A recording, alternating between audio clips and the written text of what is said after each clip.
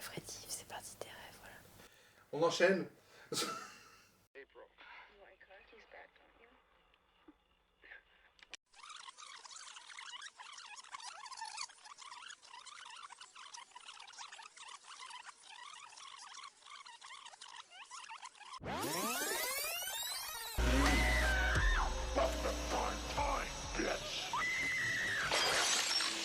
Hello and welcome to Prime Time Bitch. Aujourd'hui, on part sur un tout nouveau thème proposé par Zala Chéri, le rêve. Bon, là, vous me voyez venir, bien sûr que j'ai pensé à Freddy Krueger et à sa capacité à entrer dans les rêves des adolescents d'Elm Street pour mieux les tuer. Alors oui, j'aurais pu faire un retour sur la saga, mais c'était un peu trop facile, non? Pour commencer, j'ai décidé de revenir sur un long métrage de Bernard Rose sorti en 88, Paper House, adapté d'après le roman de Catherine Storr, Marianne Dreams, sorti en 58.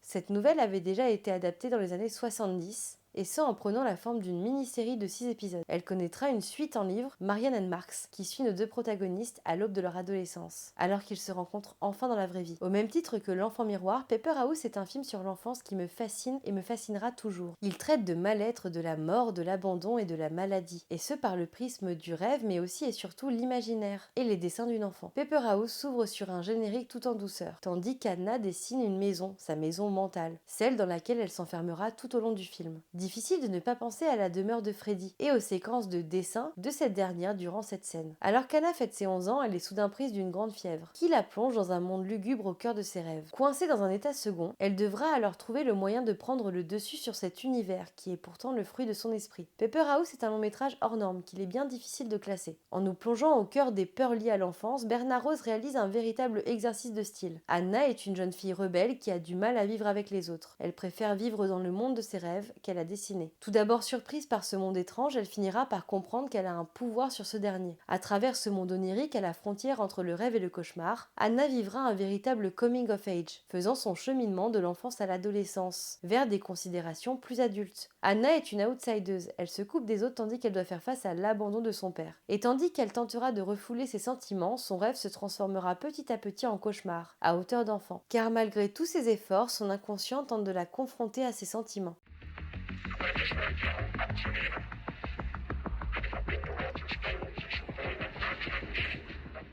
Dans ce monde de rêve, elle fera aussi la rencontre de Mark, un enfant qui semble coincé dans son monde imaginaire et qui l'accompagnera dans sa quête de maturité. L'univers de Paper House a sans aucun doute influencé celui de Jennifer Kent lorsqu'elle réalise quelques années plus tard son Mr Babadook. Maison tordue au crayon noir, intérieur propre à l'esthétisme de l'expressionnisme allemand, ton froid et cauchemardesque, tous ces éléments seront réunis quelques années plus tard dans le long de Jennifer Kent. Paper House est aussi un film qui dépeint la difficulté de cette mère célibataire, une mère sacrificielle qui ira jusqu'à fouiller toutes les poubelles de son quartier pour retrouver le dessin d'Anna. Elle aussi, elle se débat face aux humeurs d'Anna, mais aussi sa maladie. Le long métrage de Bernard Rose est une œuvre unique en son genre. Il ne sera pas au goût de tout le monde. Cependant, il reste pour moi l'une des lectures les plus abouties autour de la thématique du rêve et des cauchemars enfantins.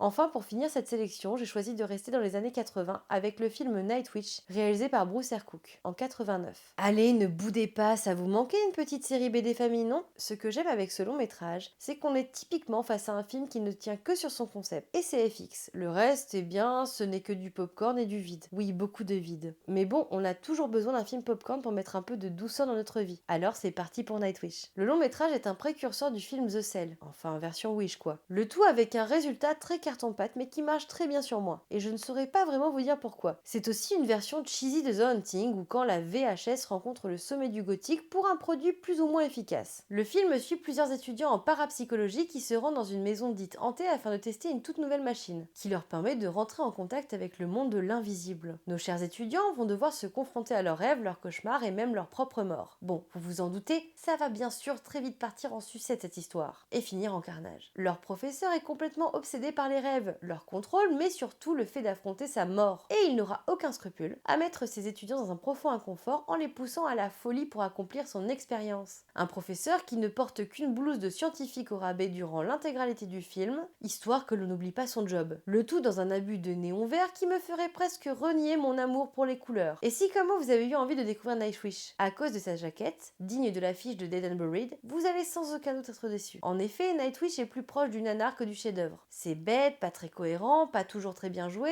mais c'est aussi un voyage surréaliste où les mises à mort s'enchaînent comme tant de petites scénettes. Des mises à mort un peu foutraques qui évoquent instantanément l'univers de Freddy, et ce en rendant le film assez ludique. Et heureusement que les FX sont là pour sauver le long métrage à vrai dire. Des mises à mort cheesy et gore, c'est ce que nous propose Nightwish. J'aurais voulu. Oh, j'ai mal.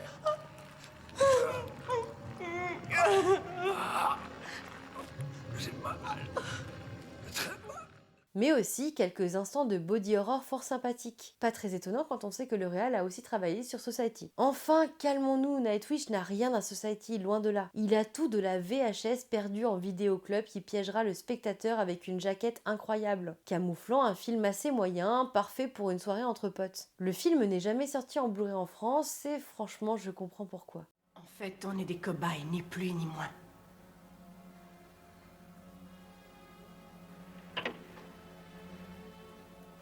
J'ai cru que c'était mon rêve.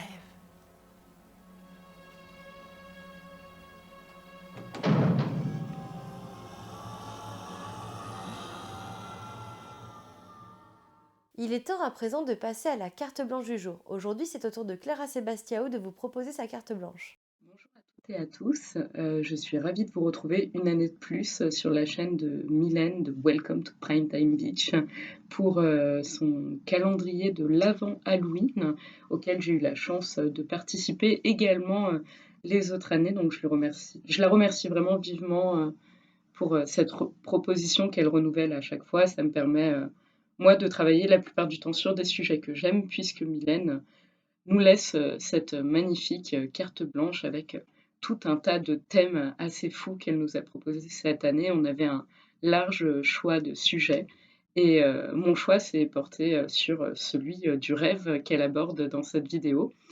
Alors je me suis demandé à plusieurs moments de quoi j'allais parler exactement, comment aborder le rêve, si je faisais quelque chose autour des thématiques du rêve dans le cinéma et de ses différentes exploitations. Par exemple, le cauchemar qui prend forme dans la réalité avec Freddy, ou encore le cauchemar qui enferme, le rêve comme outil peut-être plus surréaliste avec une frontière avec la réalité très vaporeuse. Enfin, je pense que c'est un sujet extrêmement large.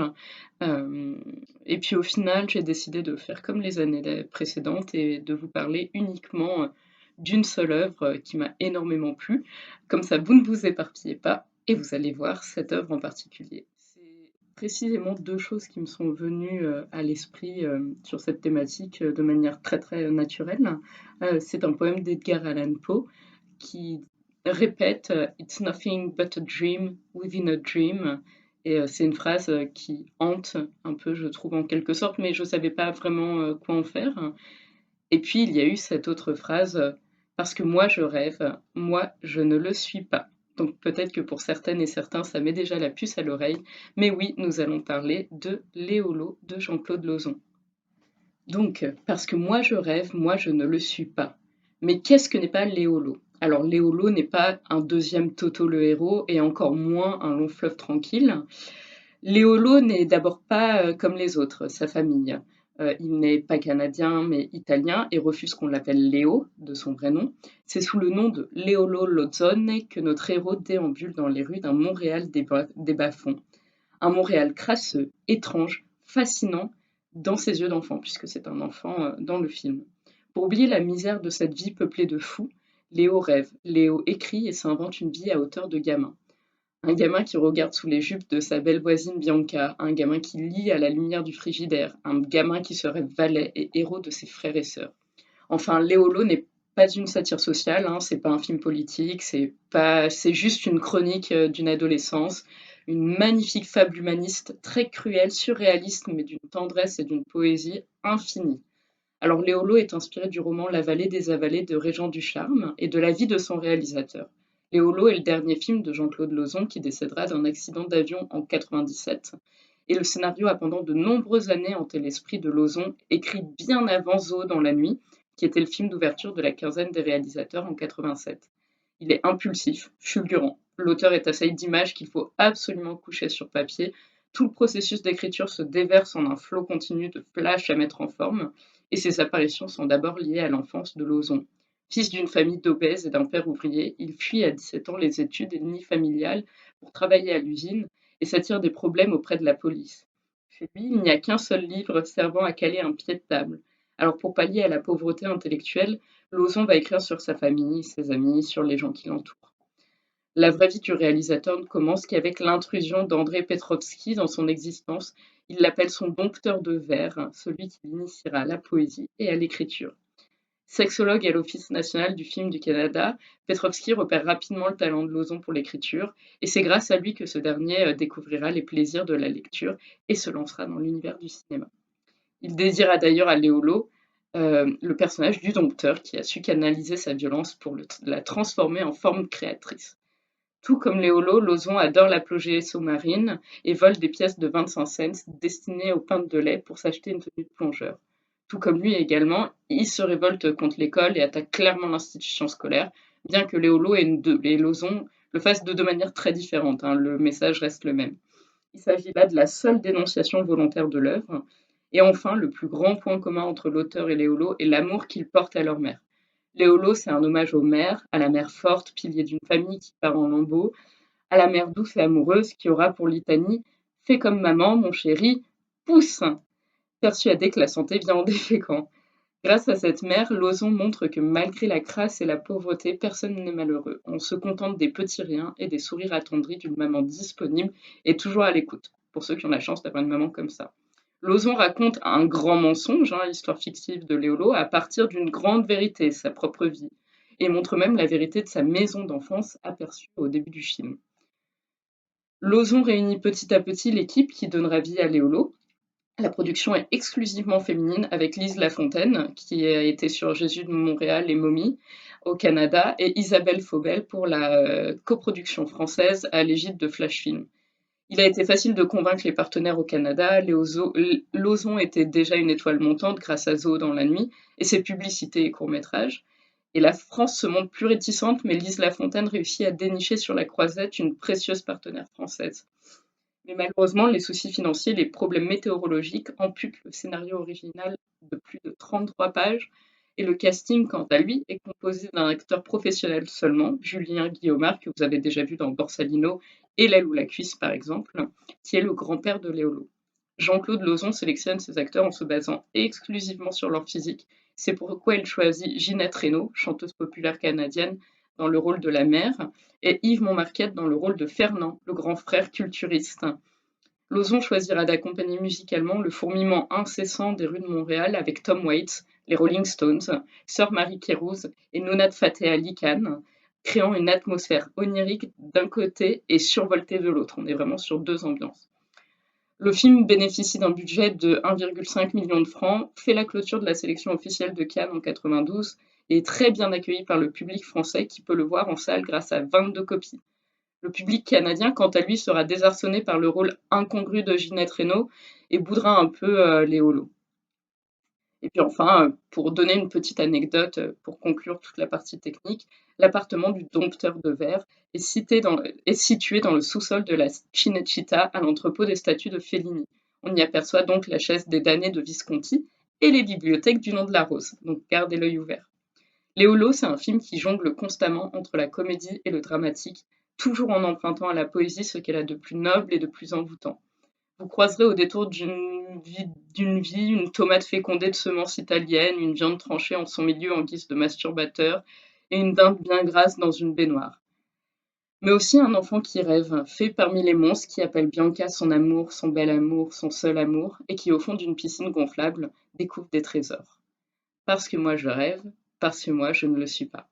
Merci beaucoup Clara pour cette carte blanche, je vous mets le lien vers ses réseaux en description. N'oubliez pas que si vous souhaitez soutenir la chaîne, j'ai une page Tipeee. Et n'hésitez pas à me taguer avec le hashtag Welcome to Halloween Mood 2023. Et moi je vous dis à demain pour la dernière vidéo du calendrier. Dormez bien mes petites goules, faites de mauvais rêves.